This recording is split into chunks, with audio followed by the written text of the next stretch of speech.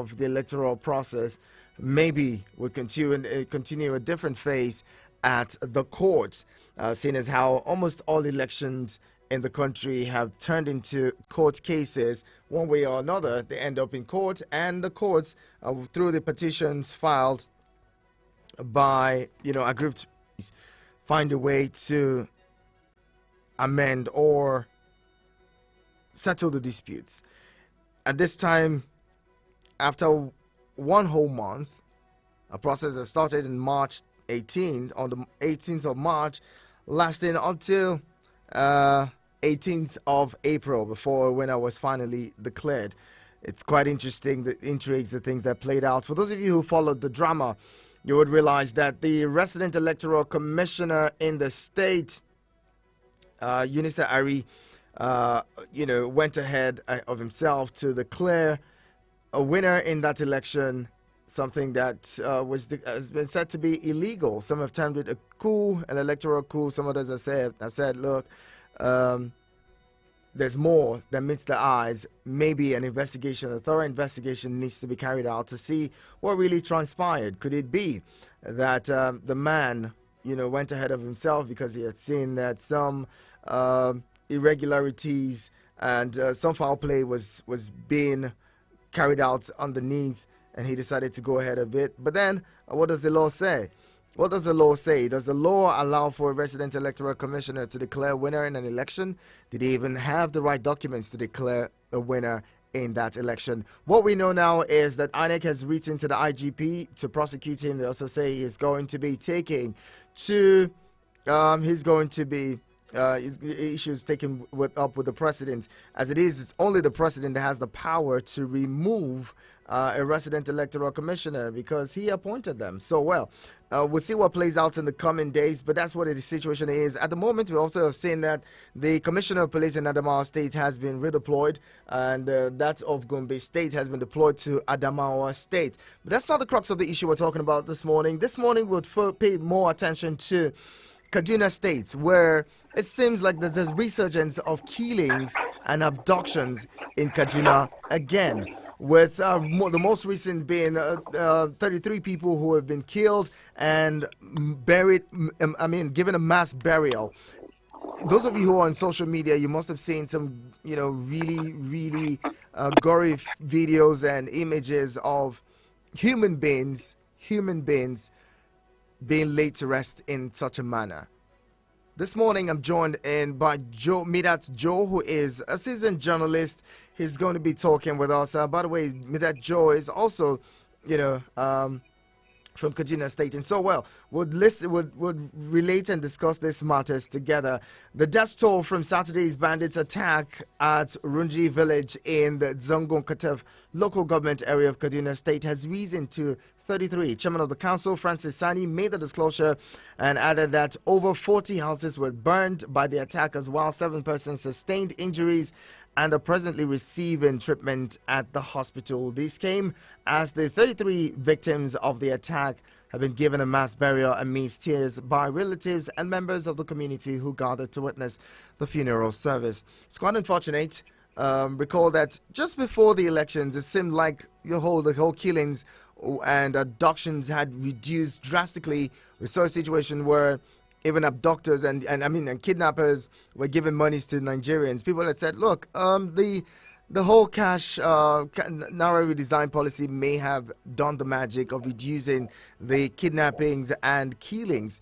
Apparently, with the Supreme Court's judgment and reversal of that policy, seems like we're seeing more of that killing. That's what some Nigerians believe. Some others say, look, it was just the politics. These killings reduced because politics and elections were around the corner, and so those in high places found a way to ensure that the killings were reduced. All of these are talking points in the conversation this morning. Good morning, Midat Joe. Thank you so much for joining us. Good morning, my brother Henacho, and good morning to Nigerians, and good morning to our listeners. It's good to have you one more time. I don't think we've spoken this year. It's good to have you on the show this year. My brother, we've not spoken, no. Well, Midat Joe, before we get into this whole conversation on the killings that have returned to Kaduna State, The elections have come and gone. With the last election, or being that of Adamawa State, until we have the off-season or off-cycle elections that will be coming up in November. What do you see? What do you make of what played out as a journalist now? What do you think? What do you make of what played out in Adamawa State over the last 1 month? What played out in Adamawa State, I think I have condemned that in totality when I saw unfortunately, my brother, journalists participated in spreading falsehood. For the first time, this country, the media was put in trial. As far as professionalism is concerned, in this Adamawa issue, it was really put into trial. A journalist should go above board, should know what is obtainable by law, and should be able to interpret the law. At least, it's not a court of law, but you should be able to know the truth and falsehood. But incidentally, when that man did that treasonable announcement, you see a lot of media houses trending it, saying that details letter, which Rec announced the details letter. How could you have done that kind of journalism? When you know by law, a resident commissioner cannot announce the result of an election. And even in announcing, what paper did he use to announce the result? So these are questions we ought to have asked professionally before we make the news go around. But because in the rush for breaking news, journalists make a lot of errors. And I think what happened in Adamawa State should also call us back to our senses, to understand that our role, to really know our professional role, not to rush into news. If you are going to rush a news and that it's falsehood, that it's not true, and at the end of the day you come back and write what is true, well, what have you said of your profession? So generally what happened in Adamawa State was impunity taken too far. The security agencies that escorted the Rex, that provided security for him, the commissioner of police, the commandant of civil defense, and the DSS man that was seated in that place, the three guys that were seated that provided security for that man, to allow him commit that impunity, should also be responsible. Should they not have given the man security, he won't have gone to that level to do that which he has done. So clearly, it also shows that Nigeria is a democracy is under trial. If somebody can do that kind of, commit that kind of treasonable act, committing the state into chaotic situation, that kind of person, there should be a death penalty for him. Imagine if that situation was not put under control in Adamawa State. Imagine how many lives will have been lost by that pronouncement, by that illegal pronouncement.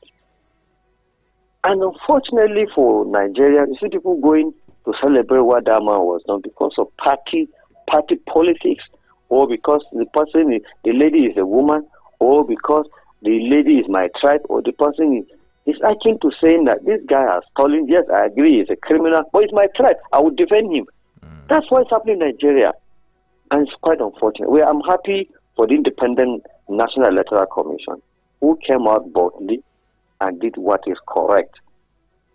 I'm happy for what they did, and credit to INEC for what they did in Adamawa State. And I think other security agencies who had their staffs giving cover to that giving cover to that man that did that act, they should also withdraw their security heads and make them to face the law for endorsing a criminal act. It is not supposed to be so. So what happened in Adamawa State is a laughing stock. Somebody asked me, if I go abroad now, will I be proud to say I'm a Nigerian with this kind of attitude displayed by a Nigerian, a man that's supposed to be above board? So it's unfortunate, but kudos to INEC for standing their ground, for standing by the law, and for doing what the law asks them to do. And honestly, For the first time, I'm clapping for the chairman of Independent National Electoral Commission for doing what he did in Adamawa State. And I think we are moving to the right direction. Well said. Let's get on to talk about Kaduna State. We're seeing a resurgence of killings and abductions. Also, young people, students, in school were abducted. 8 of them have been said to have regained, have escaped from the kidnappers' den. This is something that just from December or January or so until just recently was said to have, declined a great deal. What could have happened? What could be the reason why all of this is coming back now? Some have attributed it to the fact that the Supreme Court ruled that the old Naira, notes should get back in circulation. Some others are saying, no, it's not so. It's because of the elections, because the elections are over. As a person who has studied this, the times and the tides in this country, especially in Kaduna and other states, what do you make of it? Brother, that's the question I asked myself severally on Saturday, on Sunday really. Why the occurrence of this insurgence in Kaduna State? Why? Elections are over. When the elections were around, we didn't have of this issue. It means that we need to ask our leaders the question, from the president down to the governor to the chairman of local government. We need to ask them reasonable questions. Why should killing stop? Why should kidnapping stop when we are facing an election? And all of a sudden, it's coming back after elections. It means that there is an involvement of our leaders in this matter, and God will punish them for that. You want to be very civil, Joe. Please, I understand that emotions could go. I understand we need to be very civil, but when it involves lives, not lives of adults, lives of children, helpless children, being killed in their sleep. I speaking to you, I was around, I participated in the mass burial. I witnessed the mass burial. Members of one family, 4 of them, burned in their sleep. And you say we should be civil when about 33 lives were lost and given mass burial in this country, and the president is sitting and nothing happens. Criminals come to a community and kill and keep people in their sleep, and nothing happens. Life goes on. Nobody's job is cut. Life goes on like that. No, my brother. I wept. I saw it. So I'm talking to you as somebody who was at the mass burial, who participated in the mass burial. I'm not talking to you from hearsay. I was there. So if you want us to be civil, how should we be civil when the whole generation is wiped out? How do you want us to be civil when before elections, during the electioneering campaign, there wasn't something like this? Immediately after election, they are back. So, and nothing happens to anybody. Security, the paramount duty of a government is to protect lives and property, and secondly, the welfare of citizens. When the government fails to do that, should we be civil? No, my brother. Look, I'm talking to you with pains. If you were there, the burnt people, I saw them. They're burnt like animals, human lives. How are these leaders going to face God one day? Are they going to blame me that, or are they going to blame a hen or are they going to blame anybody? They sought for leadership and people gave them. And they cannot do it. So it's unfortunate. It's really unfortunate. The government has failed woefully to protect the people. And we do not have a national assembly. We do not have members of the national. We do not have lawmaking organizations. If for that alone, it should have been, the leaders should have been impeached. Not today. These things have been happening. Not only in Southern Kaduna. You go to Brinungwari, if you go to other local governments, people are being killed on a daily basis. And so, but somebody sitting and enjoying taxpayers' money as a governor or as a president, and nothing happens to him. Life goes on. You know, I'm wondering if we attribute this to politics and politicking, and we say our leaders have failed. Now the question would be, what do they stand to gain? What do these people stand to gain by the loss of lives and the killings going on in in this I mean, it's not peculiar to Kaduna alone. There are several other places, even in the southeast, where these killings have gone on unabated. What do if we attribute it to politics, what do the political class stand to gain from the loss of lives of Nigerians? And we should as well not attribute to the Supreme Court for lifting the new Naira ban. It has nothing to do with that thing. It's just criminals who are members of the society, who also participated in the election. After the election, they are now back to their business. My brother, I have related with governors for many years. I'm not started relating with governors. Even the current governor of Kaduna said we have related. There is no criminal in the state that the governor doesn't know. A governor or a president has more than 1,000 ways of information. They track calls. If they can track my call, why can't they track a call of a criminal planning to go and attack a community and go and arrest him? What's their jobs? What is the job of a security agency? A group of people will enter into a community, carry out carnage, kill people for 1 hour, 2 hours, and leave. And you say you have a leader? It's pure. Look, when you ask me where is the politics, it's clear. I do not understand some people said it is an attempt to reduce population of certain people. Anything as far as any reason can surface. A man that is paid can bring up any reason why he's being killed. Some people say they want to take over their lands. Those who are committing the crimes have been hired by some group of tribe or by some group of people to come and chase these people away. Let me give you one instance. Since this attack started, I have never seen a relief material from the federal government that went down to these communities. There are over 50 communities in southern Kaduna, and in Brinungwari that have been relocated. Their homes have been burned. Government has not rebuilt their homes. Let me tell you, situation in Kaduna is more than the situation in Borno State. The homes of those people that have been destroyed by Boko Haram have been rebuilt. But in Kaduna State, go to the villages. I ask you to talk to your colleagues, go down to the villages and see so many communities have been relocated. They have left their community. They've run away and left their community. The houses have been burnt. So they can no longer stay. If you go to Brinungwari, the same story. So we are facing the same issue that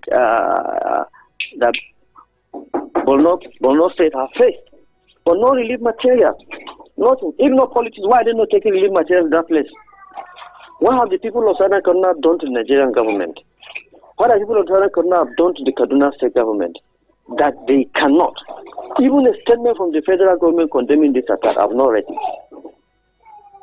When the leader, body language of a leader shows he doesn't like a people, anything can happen to those people.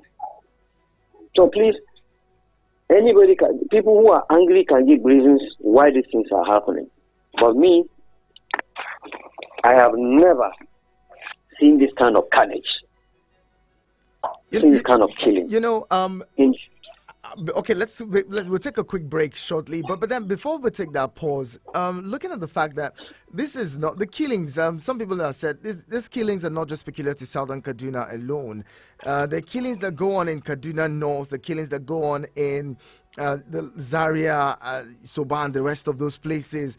But it seems like there seems to be some level of we don't want to talk about these killings in these areas. As much as people from southern Kaduna, Briningwari, and the rest would raise the alarm and say killings have gone on in these communities. Why is there such a disparity when it comes to being vocal about, the killing of and destruction of lives and property? Well, my brother, it's just conspiracy of silence. There have been so much killings in Giwa, for example, in Nekara, in other local government across Kaduna North, in Igabi local government. But you see people from those communities keeping quiet. You wonder why. Why the silence? Why the conspiracy of silence? It's pure hypocrisy. It's pure hypocrisy. Like, that's what I give an example like. It's akin to saying that I agree, this man is a criminal. He has stolen, but it's my brother. I will not blow it out. That's what is happening.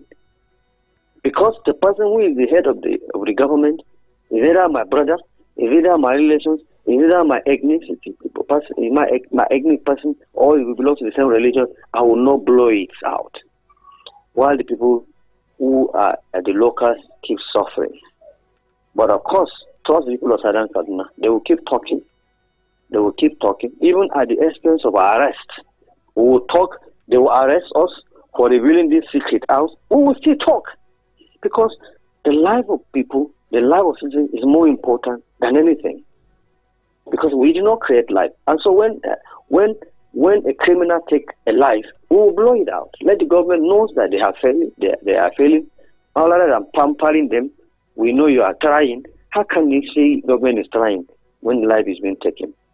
So, brother, that's exactly what's happening in the northern Nigeria. It's just called hypocrisy and conspiracy of silence by northern leaders. They don't want to talk about it. Maybe because the president is from their own place, or the governor is from their own place, or is from my faith, and so on and so forth. I don't want to blow out his failure for Nigerians to see. That's my assumption.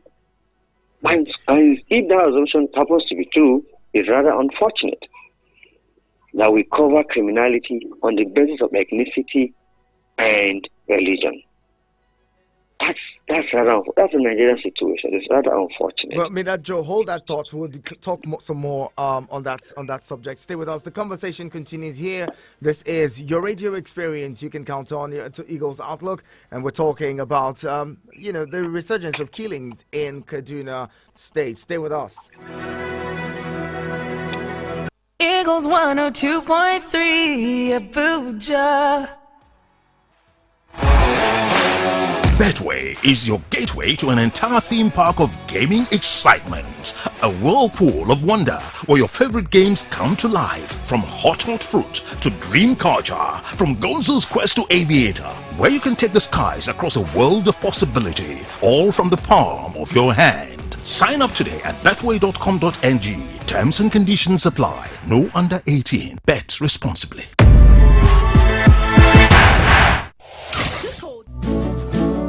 Just hold on, I come bearing good news. In the spirit of the Ramadan and Easter celebrations, Eagles 102.3 FM Abuja brings you a special offer. 50% off all our packages for jingles, live interviews, announcements, productions, and a lot more. Isn't that just amazing? So visit us at www.eaglesfm.com or send us a mail on info@eaglesfm.com to enjoy this promo. For more information, call us on 090-9544-111. That is 090-9544-111. Seize this opportunity to promote your business this festive season.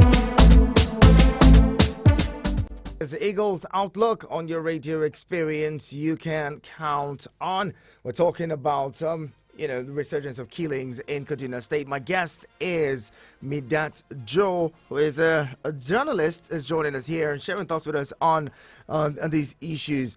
We started off talking about the Adamawa State elections, and then the subject, the actual talking point this morning is Kaduna State, where we've seen 33 people given a mass burial in that state on account of insurgency, bandit attack, it's been given several names, and we've even lost track right now. And it's been there for ages. These killings didn't start today, which brings me to my next question. Midat, these killings have been said to be, almost generational. It's been there for many years. It didn't start today. In Kaduna State, but there was similar a period in time when it seemed like the killings in southern Kaduna and other parts of Kaduna had reduced drastically. Some people say between 1999 and even up to 2011, it seemed like the killings had reduced, only for it to begin again. What do you think could have happened within that time that actually reduced the killings in Kaduna State? Well, I think the leadership at that time, the governor at that time provided leadership.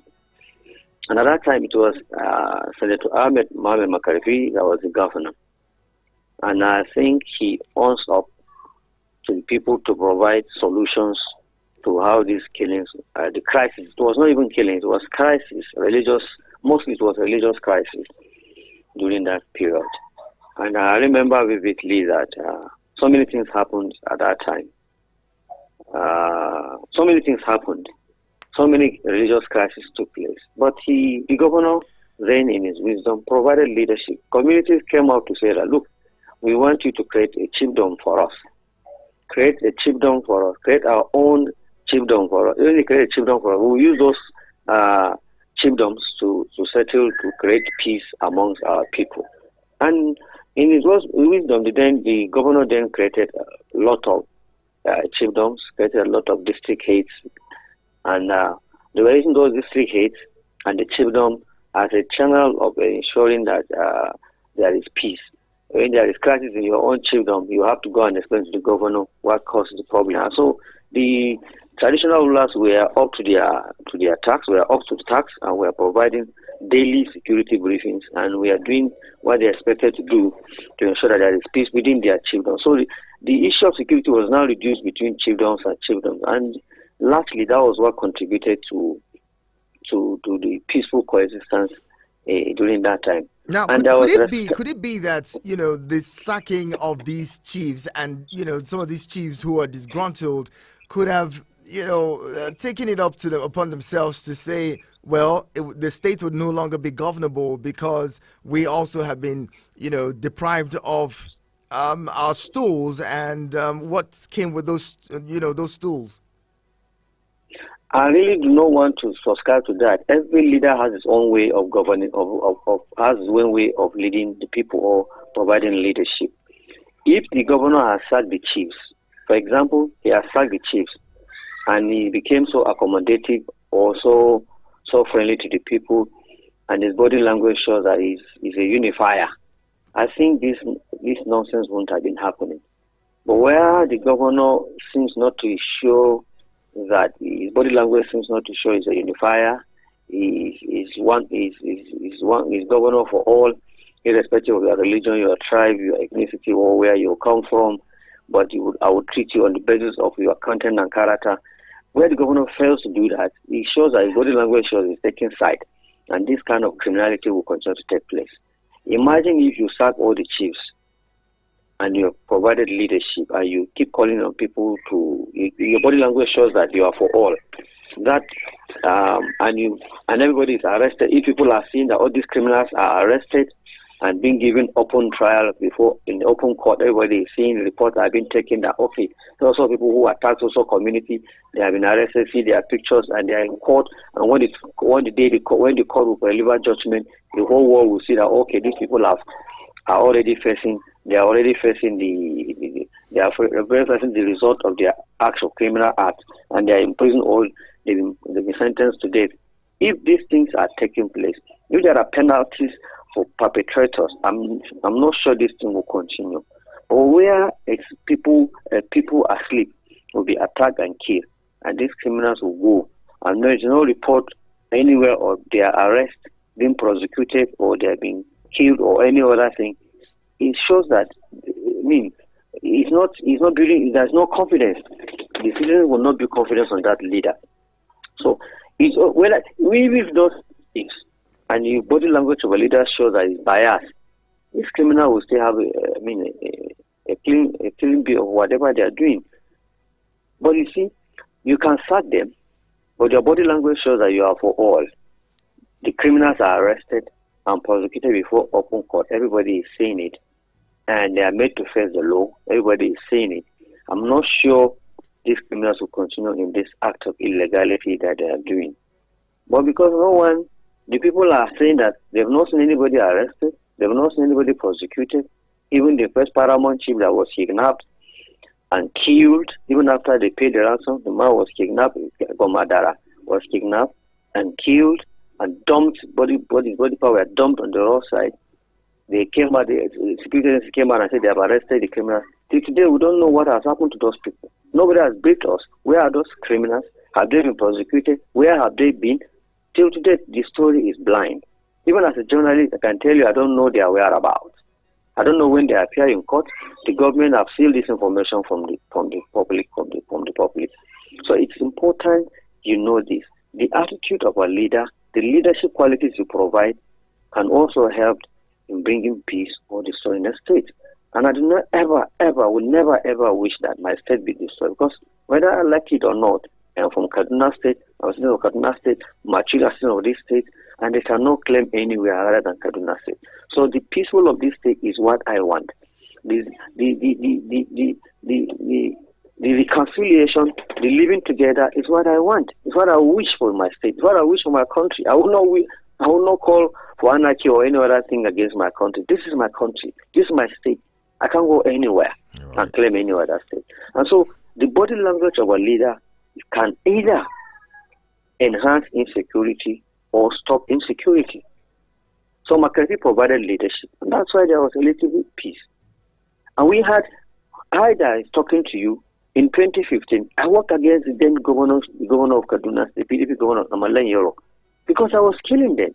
And the government seems not to be doing something, whereas we were doing something. But in our very eyes, since we will go as reporters, we will go and see these dead bodies, we will participate in burying dead bodies, we will write reports. We are seeing government was not making any effort.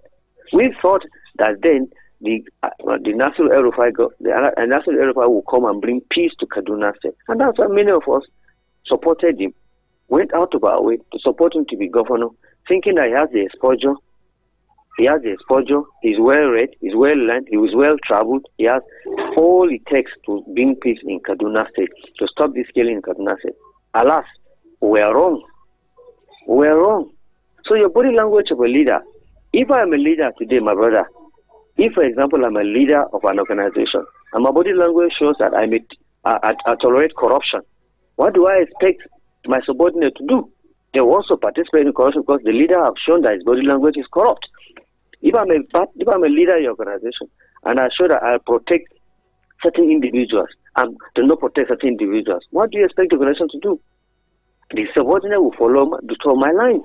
So basically, it's a failure of leadership. That's just it. All right, at this time, I'll bring in our callers. If you've been listening, join the conversation now with your 2 cents. We'd love to hear your thoughts as well as regards this. All of these, again, you know, these killings have gone on almost unabated in many parts of the country. How many more Nigerians would have to die? Join the conversation now, 090-7353-0044 and 090-8766-8888. Send an SMS and WhatsApp messages to 090-9705-4450. Hello, good morning. Good morning, Mr. Prince. Good morning, Moses. Good to have you. Thank you. I want to continue with your guest. I want to Good morning. for the contributions of the issue of insecurity in Kaduna. I know what happened. I was in Kaduna some years ago. This issue of crisis that has erupted in that ground. The issue is people who are involved in this crisis are not going to do. We have had several committees of investigation to go into matters of crisis And at the end of the day, we saw all those committees and all their foundings end up under the carpet. The persecutors will not come up to pursue these people, and these crimes will continue. It was an advance by the government, foreign government, that when these armed bandits and then all these kidnappers and people around the Kaduna, there was nothing done. And this is the carrying out these evil protections. If the government wants to come up with a strategy to wipe out these people, they can do. Because how can somebody just enter and destroy an entire community, kill, destroy houses, and they just go free? No any further investigation to arrest these people and bring them to court to pass instant judgment on them. So these are the problems. The innocent people are suffering. Another thing is where attacks have taken place, they will not go there. Innocent will be the one to suffer for it. And again, in nature, when you see how they destroy these less privileged people who are putting their houses through their sweat, you won't see a place where all these big men are. They will come to these communities where these communities are farmers, these are people who are struggling to live children, and you just come to that small community and destroy them entirely. It's a great concern. So the security will come up with a strategic point that when there is any arrest, let people be brought to court. Let people see the penalty that will be carried out against these people. Okay. So allow the other followers to see and deal with the situation on the ground. All right, Moses, thank you very much. I'm going to bring in one more caller, and then we'll get on to talk some more with my guests. Now, 09073530044 and 09087668888. Those are the numbers to call. If you called in earlier and we missed your call, join in now. Let's get to hear from you. 09073530044 and 09087668888. Hello, good morning. Hello, good morning. Okay, sounds like you're not ready. Now, let's come back to you, Midat Joe. You mentioned something earlier about how, some communities have been, displaced and relocated. Some people have left their ancestral homes, an entire community completely abandoned. And the census is around the corner. Yesterday we were talking about the census. The census is around the corner. What do you think the census numbers or figures would look like in states like Kaduna, where many communities have been abandoned? That's the question I also want to ask the census people, the body in charge of conducting the census. What are they going to do with those communities that have been replaced? What are we going to do? Maybe they will count them at the IDPs, or they will count them. Mostly in Southern Kaduna, there is no really an official IDP. Government has not created an official IDP. That's to tell the story instead of it. The sad situation of the Southern Kaduna issue. Government either deliberately or whatsoever refused to create an IDP for the people that have been attacked. Some of them are staying with their relations, even in Kaduna here. I have one relation that is staying with me from one of the communities. So some of them are staying with their relations. And how can you get them to go back to their communities and be counted? What security are they providing that, they are going back to their communities and be counted? So these are questions that we need to throw to the National Population Census. Let them come and answer these critical questions. How are you going to build the homes of those people? If they go back, where are they going to sleep? Where are they going to sleep? So it is a question I'm sure the National Population Census Commission should answer. I do not know how they want to do it, but I think they must have their strategy on how to get those people counted and how to get those people go back to their communities and they are counted. There are a whole lot of communities people that have relocated from their communities. Like I said, there are about 50. Not only in Southern Kaduna, in Benungwari, and other local government within Kaduna State. Because I don't want to be biased in this matter. Kaduna State has a lot of has security challenges all over the state. All right, let's bring in another caller. Hello, good morning. Good morning, Prince. Good morning. What's your name? Good morning. Yes, ma'am. This is Emmanuel calling you from Kaduna. Emmanuel from Kaduna. Go ahead, let's hear you, please. Please, you see the issue of this insecurity in Nigeria, even in Southern Kaduna, all these things with our government, they are need to be, they are need to wake up. Because when you are in the sea and all these things are happening and you are keeping quiet, what do you expect the people to say about it? What do you expect the masses to say about it? Like when the other person was saying that he witnessed the mass burial in the Southern Kaduna, who's about 30-something people that was killed last night. Okay, now look at this story also that we have recently in Niger last week. When they kidnap a particular person and they invite some of the local vigilantes to go and follow up the money. I want to tell you, the security that follow those monies, many has been killed. And when those kidnappers, they saw the vigilantes that are coming, and now they want them not to even come close, and they have to surrender. And when they come, I want to tell you, they receive the money, and even charge them to even pay for their call. They call them about 30,000 from their own pocket, and they told them they wanted. They say, "Can you see this type of gun? People like us, can we be able to afford to buy this type of gun?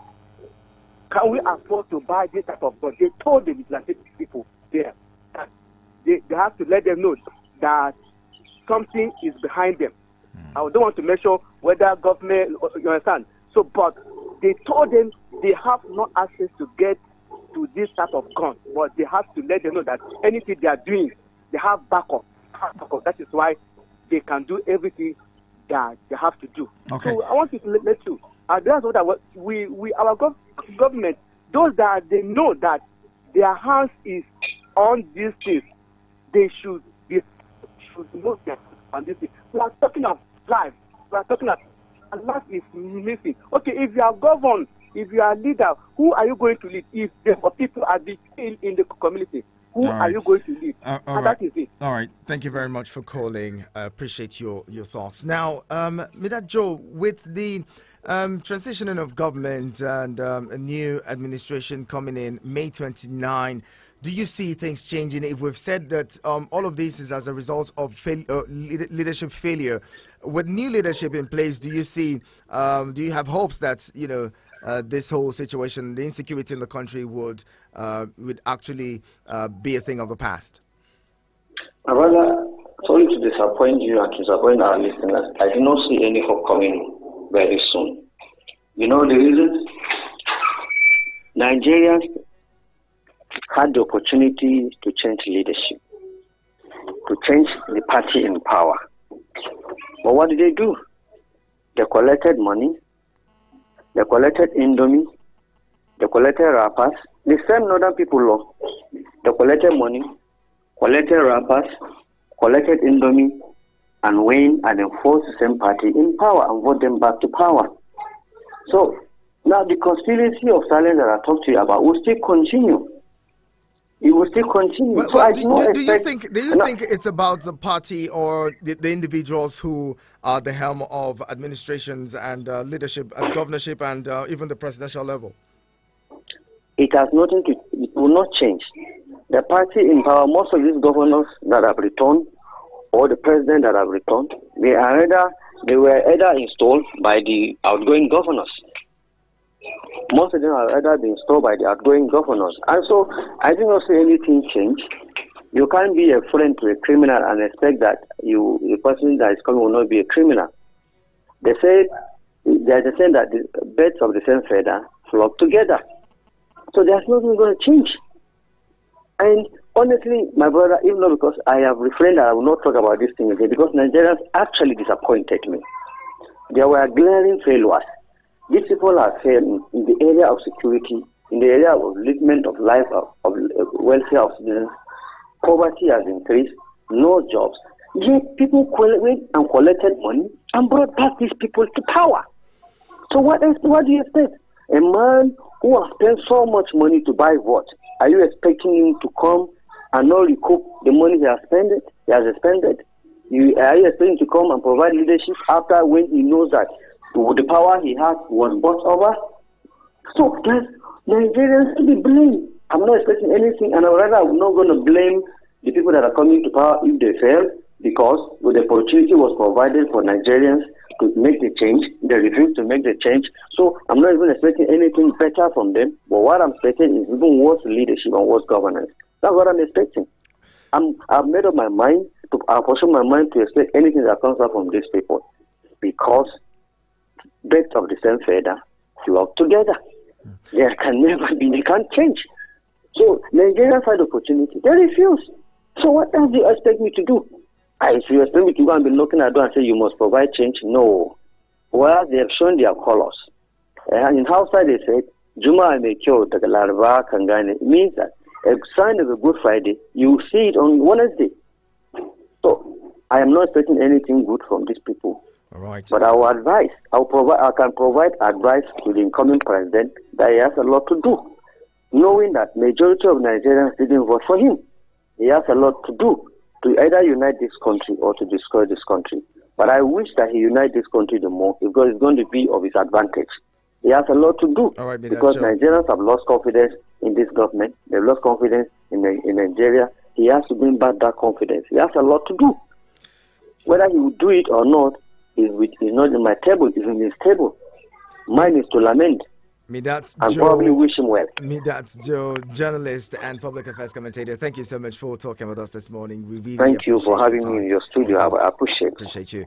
All right, and this is where we close it. Thank you to everyone who's been a part of the conversation. Stay with us. Business News is up next.